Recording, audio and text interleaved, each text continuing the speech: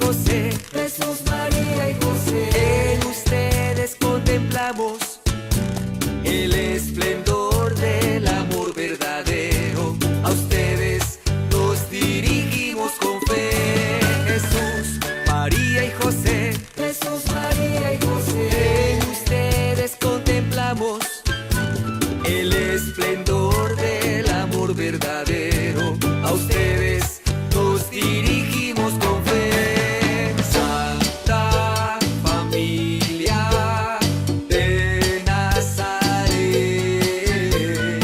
hagan nuestras familias lugares de comunión y oración, escuelas del Evangelio. Nuevamente con ustedes, queridos hermanos, en su programa La Familia Santuario de la Vida. Es un gusto darles la bienvenida. También a ti, Violeta. Gracias, Francisco, qué alegría estar de nuevo con ustedes, queridos hermanos. Y esta vez vamos a continuar con la entrega número 2 de la Jornada Mundial de la Paz, que anualmente el Santo Padre presenta al mundo. Van 52 Jornadas Mundiales de la Paz, desde 1968, Violeta. Así es. Hay un tratado humanístico sobre la paz que sería muy bueno que pudiéramos un día leerlo. En la Universidad de Landívar encontré una vez un libro que resumía como hasta el año 90 más o menos todas las jornadas mundiales de la paz, y ya era un libro.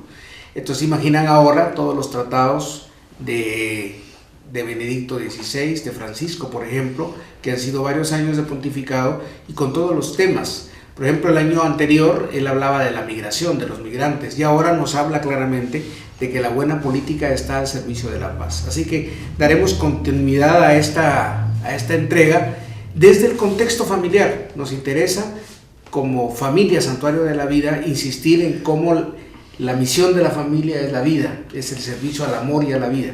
Bueno, pues una buena política que lleve a la paz tiene que empezar por una vida de familia donde está el amor, donde está la vida, y que evidentemente ese amor y esa vida tienen que conducir a la paz en todo sentido, en toda magnitud. Por eso queremos compartir hoy, ¿verdad?, el desafío de una buena política. ¿En qué consiste? ¿Cómo podemos trabajarlo? ¿Desde dónde la podemos abordar? Bueno, en primer lugar, usted está leyendo que dice que la política es un vehículo, es un camino básico, fundamental, para edificar la ciudadanía y la actividad del hombre.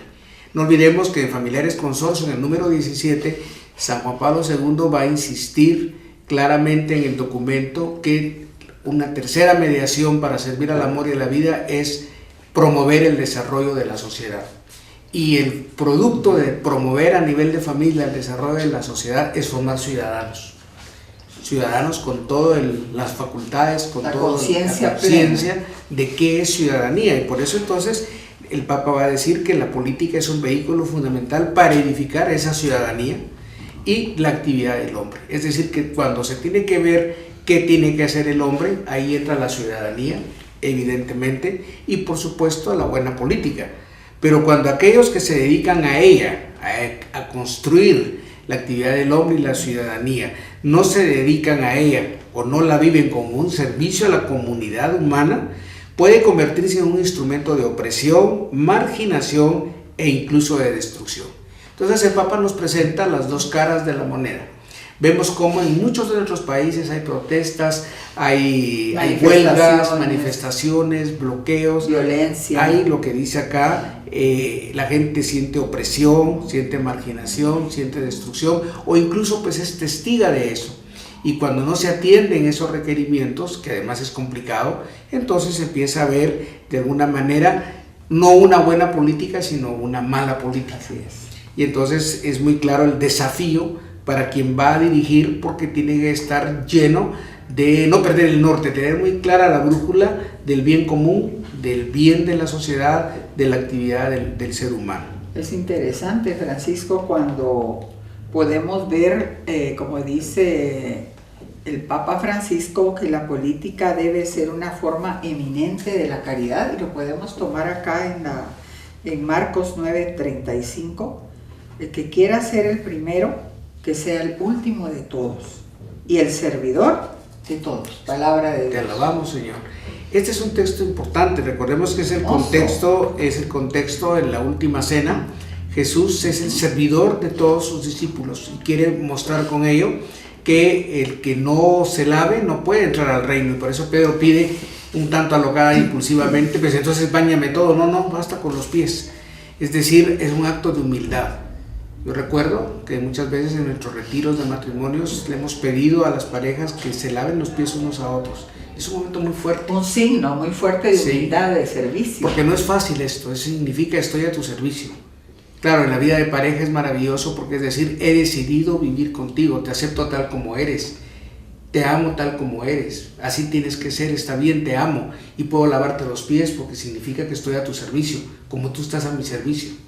Es decir, es un signo de caridad. Bueno, el Papa identifica este signo de caridad y dice, la política es forma eminente de la caridad. Es decir, lo subraya. Y va a decir entonces que la función y la responsabilidad política constituyen un desafío permanente para todos los que reciben el mandato de servir a su país, de proteger a cuantos viven en él y de trabajar a fin de crear las condiciones para un futuro digno y justo. Está clarísimo. El principio fundamental es el amor, es el servicio. Es no ser primero, sino ser el último. Ponerse en el plan de servidor. Ahí cada quien sabrá lo que ha hecho, lo que hará y de alguna manera tendremos que ser juzgados a partir de esto.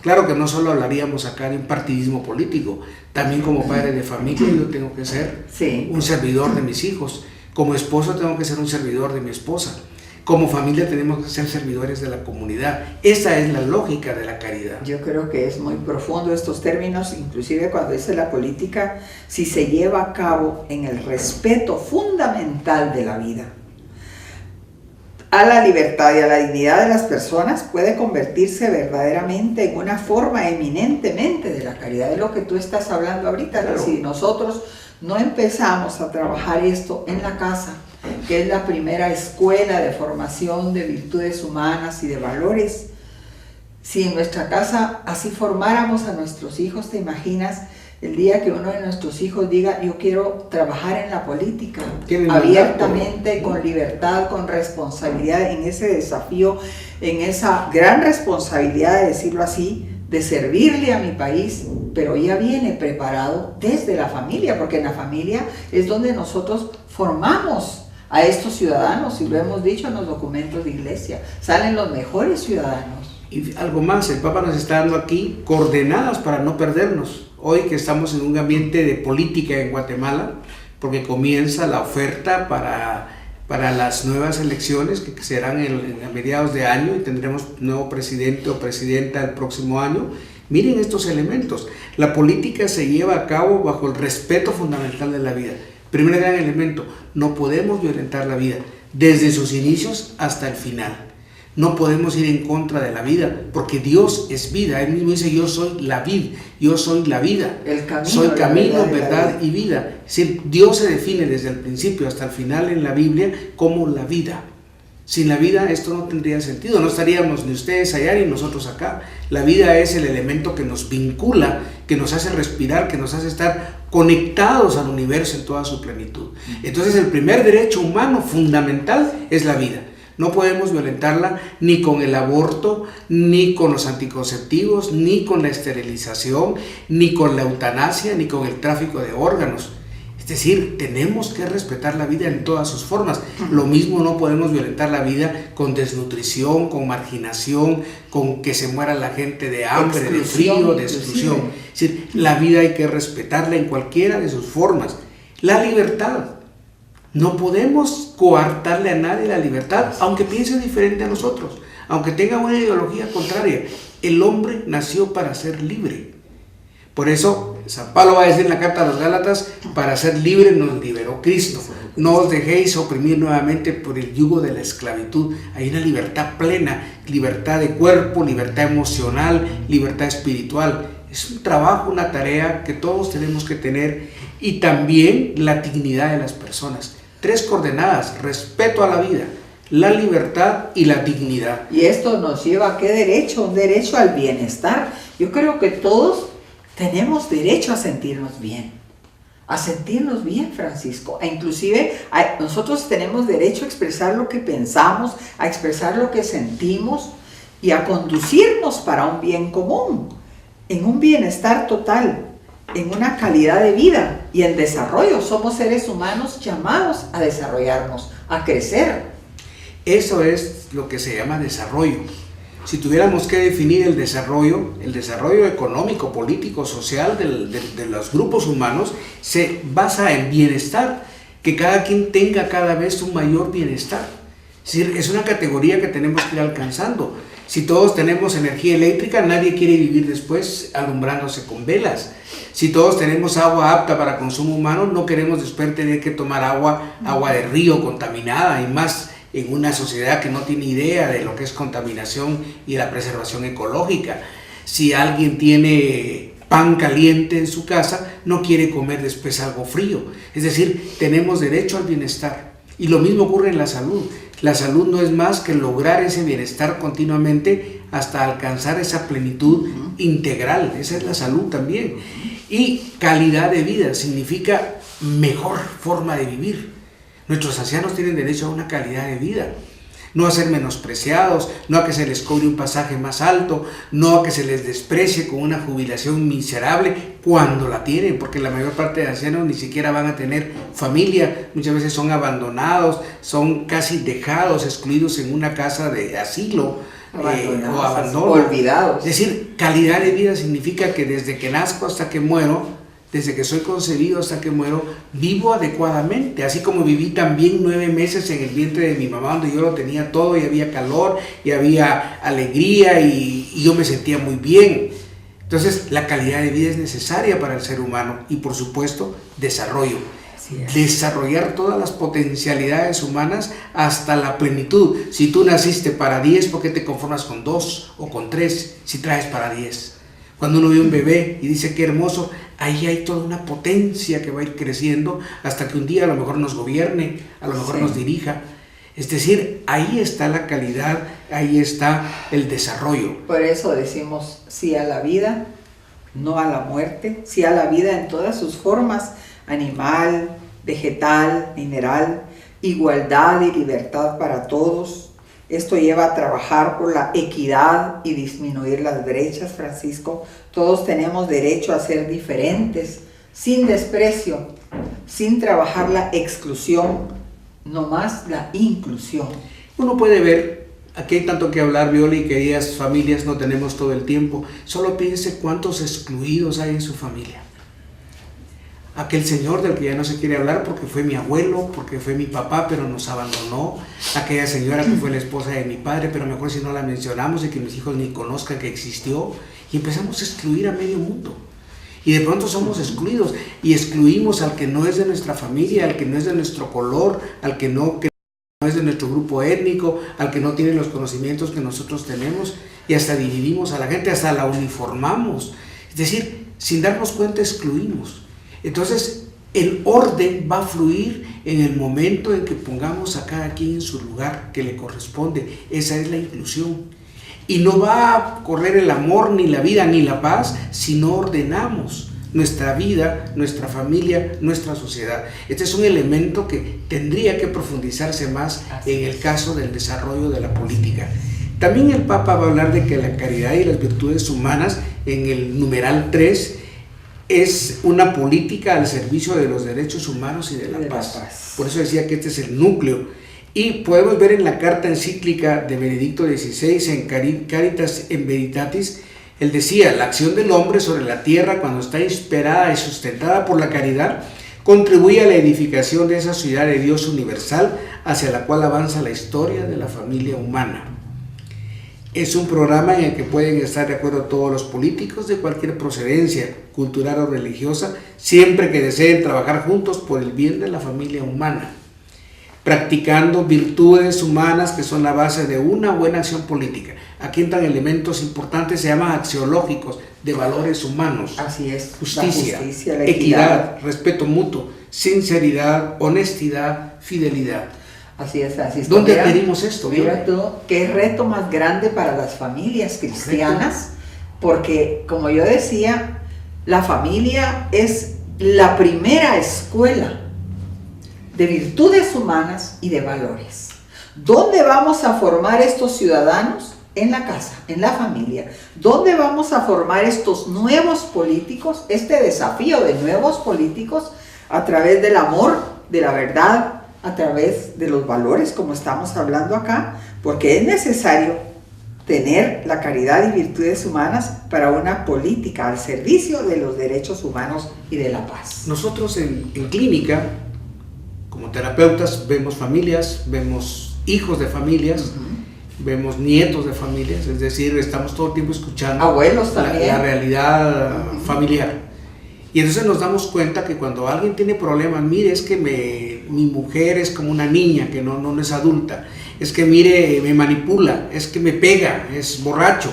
Empezamos entonces a ir un poquito a la historia de la familia y aparecen un montón de gente perpetradora, de gente victimaria, de víctimas a lo largo de la historia de cada familia.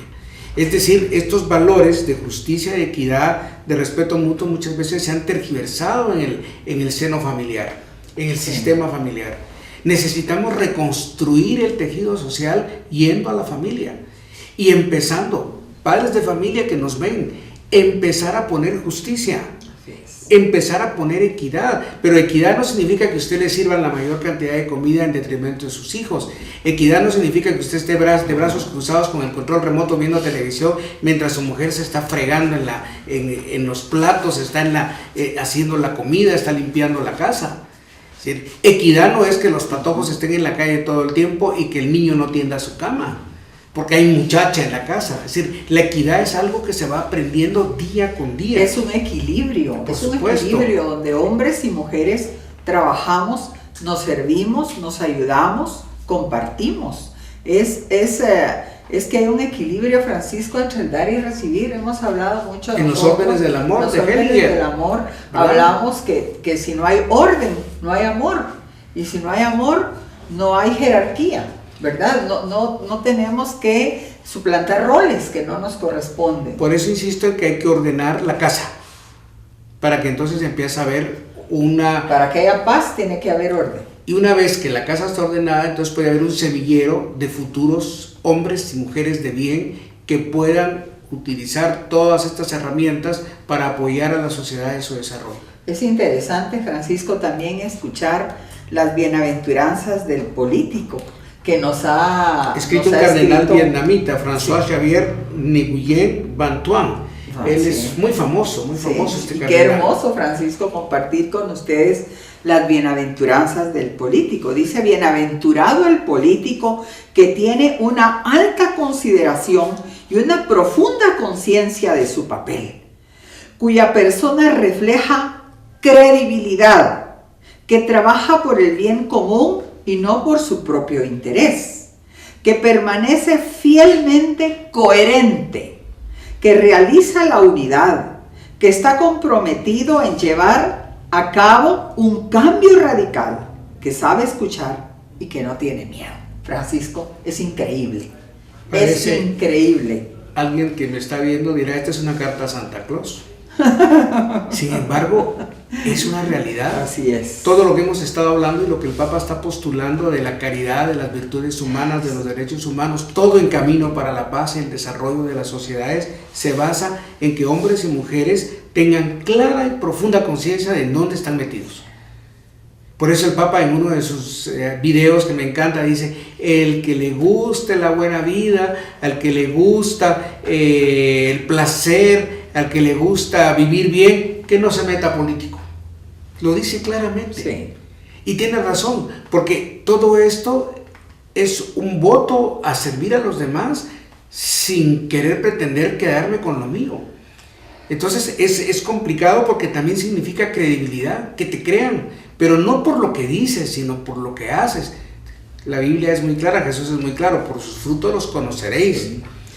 Que sea coherente. Esa coherencia es tan difícil. Encontrar coherencia significa que haya un equilibrio entre lo humano, entre lo material y entre lo espiritual. Y fíjate tú, coherencia entre lo que digo y hago. Jesús es coherente porque predica lo que vive y vive lo que predica. Congruencia. Es importante, dice que realiza la unidad.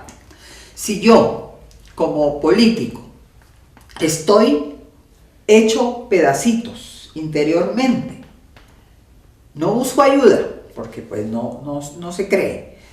¿Cómo puedo trabajar por la unidad externa si interiormente no estoy en unidad?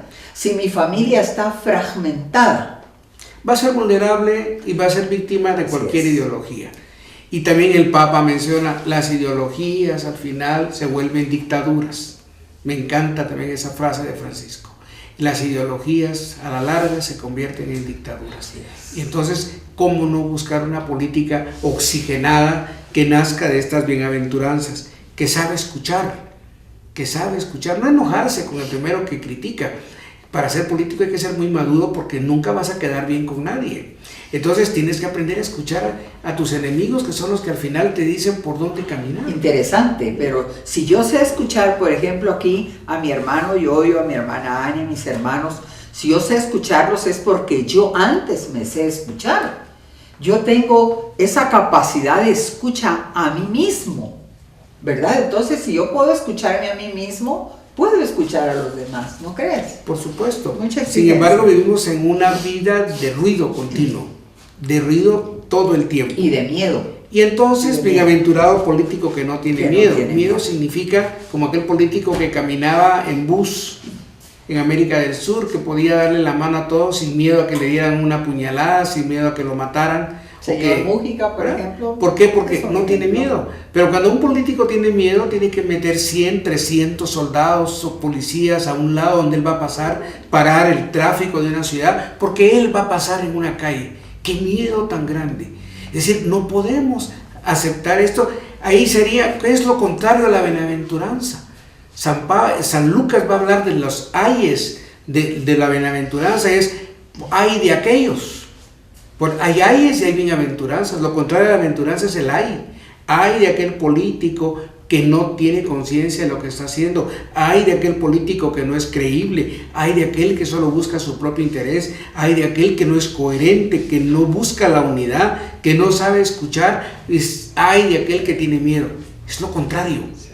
Entonces necesitamos formar a seres humanos en nuestra familia, que en ese taller que es nuestra casa vean el asunto de otra manera, porque son buenos ciudadanos. Y entonces el Papa dice, puedo hablar ahora de derechos humanos y paz. Estamos convencidos de que la buena política está al servicio de la paz. Esta es una verdad. La buena política tiene que producir paz en nuestros corazones. Respeta y promueve los derechos humanos fundamentales. Tenemos cartas, tratados, convenios internacionales que no son para desobedecerlos, que no son para tergiversarlos, sino que son justamente como señales en el camino para que lleguemos bien a nuestro destino, que son igualmente deberes recíprocos, es decir, todos tenemos parte en ellos, tanto el país que los signa como la organización en la que fue hecho. Entonces, por eso decimos, Guatemala es respetuosa de los compromisos internacionales, es esto, deberes recíprocos. De modo que se crea entre las generaciones presentes y futuras un vínculo de confianza y gratitud. Qué hermoso. Ahí está el producto de la paz. El producto de la paz es que aprendemos a vivir en confianza y aprendemos a vivir en gratitud. De manera que damos gracias por la vida, damos gracias porque estamos en este planeta. Tenemos gratitud con todos los seres humanos porque son igual que nosotros, caminantes a la casa del Padre, y vivimos en confianza porque no me va a matar, no me va a robar. San Agustín decía, ama y haz lo que quieras. ¿Se imaginan ustedes una sociedad donde no tengamos que estar poniendo alarmas en los carros, que no tengamos que estar poniendo muros en las colonias para que no cámaras se nos metan en las residencias? Exacto, una sociedad donde no haya desconfianza. Uno de los problemas del mundo posmoderno es la desconfianza justamente, y donde vivamos con gratitud, cuando menos queremos los buenos días. Cuando yo vivía en Cobán me encantaba la Diego Viola porque todas las personas, buenos días, que le vaya bien, mucho gusto. En Guatemala tú vas en la Sexta Avenida y ni siquiera te voltean a ver. Te empujan. Y si te descuidas, te dejan hasta sin ropa, te quitan todo. Es decir, no vivimos en la paz. Entonces, qué hermoso el documento de Francisco. Ojalá la comunidad eclesial pudiera producir esto, profundizar esto, socializar esto en los grupos. Cuánta paz y gratitud necesitamos en nuestro país, en nuestros grupos, en nuestras parroquias, en nuestras iglesias, en nuestras familias. Bueno, como ven, hermanos, esto es muy largo, el tiempo apremia. Queremos terminar aprovechando el minuto que nos queda para dar gracias a Dios con ustedes. Gracias, Señor. Y damos gracias a Dios por la buena política que lleva a la paz y al desarrollo. Gracias, y queremos pedir en este momento, Padre gracias. bueno, Padre de la Gracias, gloria, que bendigas a cada familia, Gracias. especialmente a quienes están viendo este programa. Padre. Y que la Gracias. paz, el amor y el orden llegue a cada hogar, a cada familia, y que permita que fluya la paz, el amor, la gratitud, Te abrazamos, la confianza. te abrazamos. Gracias. Te damos Gracias porque seguimos creyendo, porque tú sigues creyendo en el mundo y en los hombres. Gracias, Padre bueno, de quien procede todo bien, de Gracias. quien procede toda acción Gracias. que va en el bien común. Gracias. Gracias por la buena política. Pedimos que Gracias. estas palabras del Santo Padre puedan llegar a los corazones que necesitan la luz, el amor y la paz. Gracias. Pedimos a Gracias. ti que vives y reinas y eres Dios por los siglos de los siglos. Amén. Amén. A la próxima semana. Nos vemos. Gracias. Hasta una próxima entrega, queridos hermanos. Santa familia de Nazaret, hagan nuestras familias